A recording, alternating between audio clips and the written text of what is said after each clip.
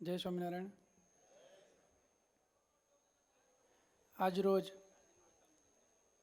રામ જન્મભૂમિ પ્રતિષ્ઠા મહોત્સવ સમગ્ર દેશમાં ઉત્સાહ, ઉલ્લાસ અને એકદમ આનંદમય વાતાવરણ સાથે ઉજવણી થઈ રહી છે.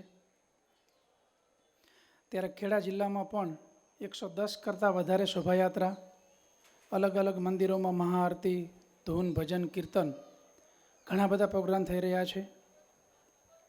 અમારી ફરજ સ્વરૂપે તમામ જગ્યાએ લોકો શાંતિથી, ઉત્સાહથી અને આનંદથી આ મંગલમય દિવસ જે છે એ ઉજવી શકે એ પ્રકારનું જિલ્લા પોલીસ દળ ખૂબ જ મહેનત કરી રહી છે.